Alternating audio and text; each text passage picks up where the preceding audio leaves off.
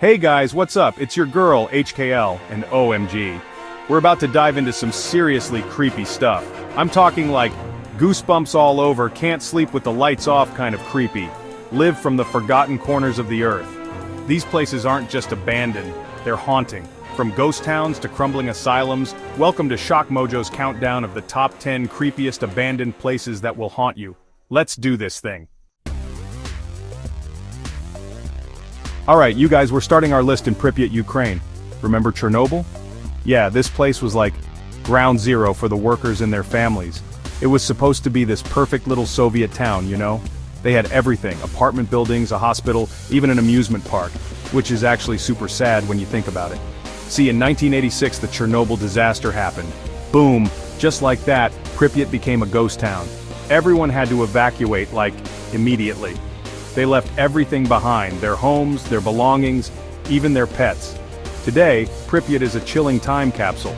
You can still see dishes on tables, toys scattered on the floor, and textbooks open in classrooms. It's like the city itself is holding its breath, waiting for something that's never coming back.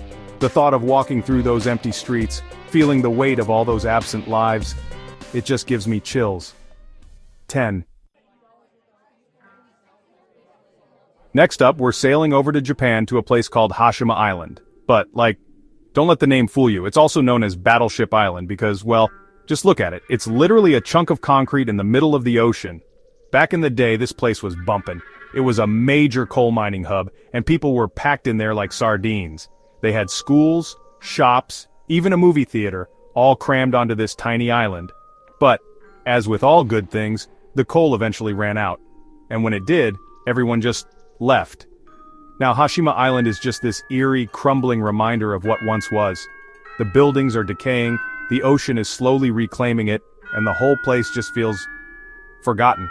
I've heard stories that some people think it's haunted by the spirits of the miners who died there, and honestly, I wouldn't be surprised. Imagine being stuck there, your ghost trapped on this concrete island in the middle of nowhere. 10. Okay guys, buckle up because this next one is seriously creepy. We're going underground, deep underground, to the catacombs of Paris. Imagine like miles and miles of tunnels, but instead of walls, it's just bones, skulls, femurs, tibias, you name it, it's down there. Millions of them. See, back in the day, Paris had a bit of a population problem. The cemeteries were overflowing and people were dropping dead left and right from the plague. So, they decided to get creative. They started moving all the skeletons down into these abandoned underground quarries. And I'm not talking about a few skeletons here and there, I'm talking about over 6 million sets of human remains. They even arranged the bones in these crazy patterns and designs, like, I guess they were trying to be artsy about it? But still, it's creepy AF. People say that the air down there is thick with the energy of the dead. They say you can hear whispers, feel cold spots, and even see shadows moving in the darkness. I don't know if I believe in ghosts, but I'm not about to go down there to find out.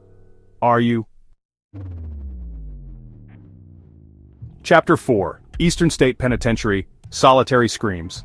Alright guys, for this next one, we're heading to the United States to a place called Eastern State Penitentiary in Philadelphia. Now this place was the real deal. It was one of the first prisons in America, and it was designed to be like the most secure and isolating prison ever. They called it solitary confinement for a reason. Prisoners were kept in these tiny cells completely alone, 24/7. They couldn't talk, they couldn't see other people, and they couldn't even. The guards even wore masks so the prisoners couldn't see their faces. It was basically psychological torture, designed to make the inmates go completely insane. And guess what? It totally worked. The place is filled with stories of prisoners losing their minds, screaming from their cells, and seeing things in the shadows. Even after it closed down, people have reported hearing those same screams, feeling cold spots, and seeing shadowy figures lurking in the cell blocks. This place is so haunted, it's actually become a popular spot for paranormal investigators. They even have night tours where you can, spend the night in the prison. No thanks, I'm good. 11. Chapter 5. Oradour-sur-Glane. Frozen in Tragedy. Okay you guys, this next one is really heavy. We're going to Oradour-sur-Glane in France, a village that's frozen in time, because of a horrific tragedy. On June 10, 1944, Nazi soldiers entered this peaceful village and, well, they committed an unspeakable act of violence. They massacred 642 men, women, and children. It was a horrific war crime, and the village was left in ruins. But here's the thing, after the war, instead of rebuilding Oradour-sur-Glane, the French government decided to leave it as it was. They left the burned-out buildings, the bullet holes, even the children's toys scattered on the ground, as a memorial to the victims. Walking through the streets of Oradour-sur-Glane is like stepping back in time. You can still see the bullet holes in the walls, the rusted cars in the streets, and the charred remains of furniture inside the houses. It's a sobering reminder of the horrors of war and the importance of remembering the past. It's a place where the silence speaks volumes and the weight of history hangs heavy in the air. And some say that the spirits of those who lost their lives that day still wander the streets, searching for peace. Chapter 6. Belitz Heilstatten Hospital, Hitler's haunting ground. Okay guys, this next one is seriously messed up. We're going to Belitz Heilstatten Hospital in Germany, a sprawling abandoned hospital complex with a dark and twisted past. This place was once at the forefront of medicine. They treated tuberculosis patients there, and even Adolf Hitler himself was a patient at Belitz Heilstatten after being wounded in World War I. But during World War II, the hospital was taken over by the Nazis and used to treat wounded soldiers. And let's just say, their methods weren't exactly ethical. After the war, the Soviets took over the hospital and continued to use it until the fall of the Berlin Wall. But once the Soviets left, the hospital fell into disrepair and was abandoned. Now, Belitz Heilstatten is a haunting labyrinth of decaying buildings, overgrown with vines and weeds. People say that the hospital is haunted by the spirits of those who died there, both during the war and after. Visitors have reported hearing screams, seeing shadowy figures and feeling cold spots. Some even claim to have been touched or pushed by unseen forces. I don't know about you guys, but I wouldn't want to be caught dead in this place. Literally. Chapter 7, Centralia, Pennsylvania. Alright, you guys, this next one is straight out of a horror movie. I'm talking about Centralia, Pennsylvania, a town that's been on fire for almost 60 years. Yeah, you heard me right. Back in 1962, a fire started in an abandoned coal mine beneath the town. They tried to put it out, but the fire was too deep, too hot, and too widespread. It just kept burning, and burning, and burning. Eventually, the town had to be evacuated because the ground was literally sinking beneath their feet, and toxic fumes were spewing up from the ground. Today, Centralia is a ghost town, a desolate wasteland of cracked pavement, crumbling buildings, and smoke billowing out of the ground. The air is thick with the smell of sulfur, and the ground is still hot to the touch. They say that the fire is still burning down there, deep underground, and that it could burn for another 250 years. Can you imagine a fire that burns for centuries? It's like something out of a nightmare. Okay guys, we're heading back to the UK for this next one, to a place called Hellingly Asylum.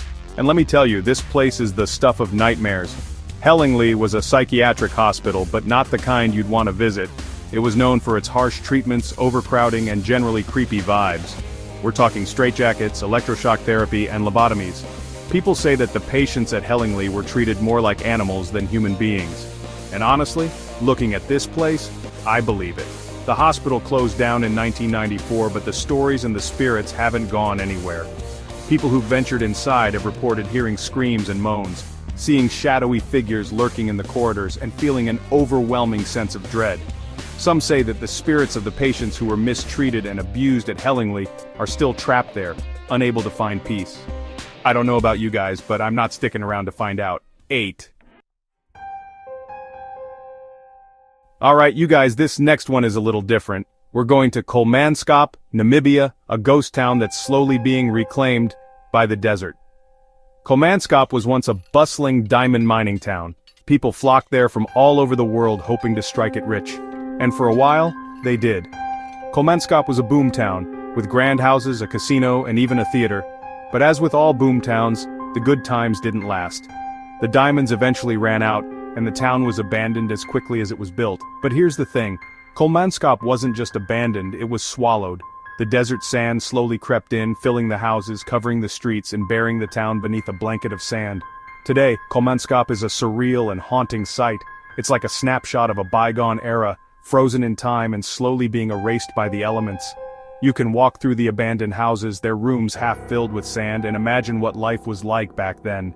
It's a reminder that even the grandest of human creations are no match for the power of nature. 10.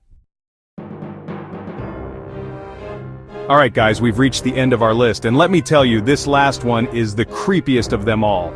I'm talking about Isla de las Muñecas, or the Island of the Dolls in Mexico.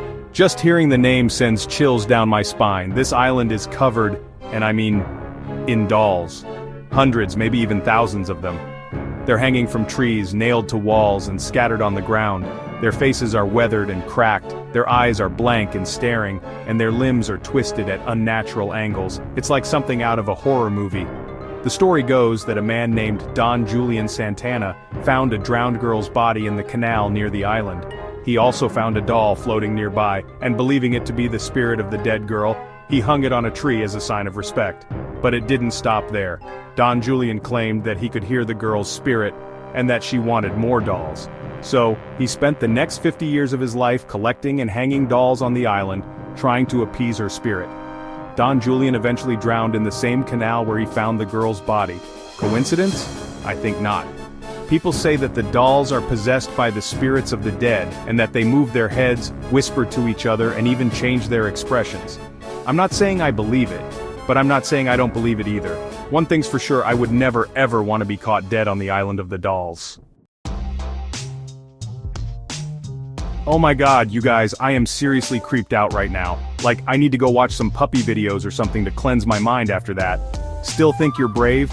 Which of these haunted places would you dare to visit? Drop it in the comments, and don't forget to like, subscribe, and turn on the bell for more chilling top 10s, only on ShockMojo. Seriously though, those places were intense. I'm gonna have nightmares for weeks. Thanks for watching guys, and I'll see you in the next video. Bye.